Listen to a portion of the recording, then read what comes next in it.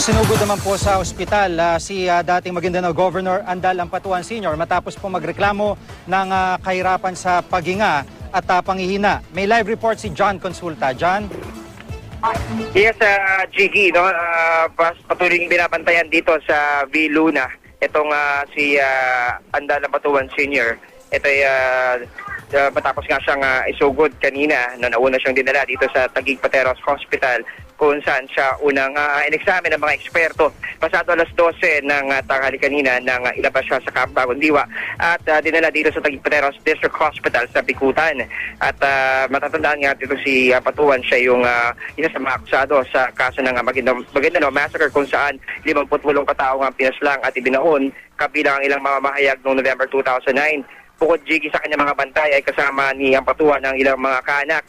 Ayon kay Dr. Roberto Abat, Direktor ng Taguig Pateros Hospital, ng personal siyang makaharap ni Ampatuan ay inireklamo agad ng Ampatuan ang hirap niya sa paghinga, pananakit ng likod at panghihina. Binanggit din daw ni Ampatuan na pasintabi Jiggy sa ating mga manonood ay nagsuka raw siya ng may kasamang dugo. At sa kaya ang ginawa daw nila ay agad itong sinuotan si Ampatuan ng oxygen mask at in-stabilize sa kanyang kondisyon.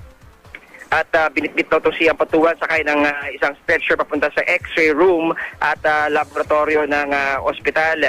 Chinek Jiggy yung kanyang mga iba pa mga vital signs tulad ng blood pressure at matapos nga lahat ng eksaminasyon ay lumabas sa diagnosis ng mga doktor na mayroong pulmonary congestion at pneumonia si Ampatuan Sr.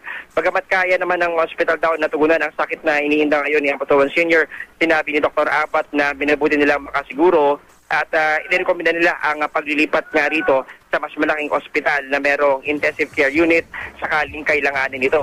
Sa mga oras na to, Jiggy, ay bantay sarado na itong area nga ng V. Luna at sinatuluyan ng isinara itong isang gate dito sa harapan mismo ng V. Luna at walang pinapadaan ditong anumang sasakyan, pribado man o pampubliko at masusiring sumasailalim sa check itong lahat ng mga sibilyan na pumapasok sa loob ng ospital. Yan muna ang latest mula rito sa V. Luna. Balik sa'yo, Jiggy. Maraming salamat, John Consulta.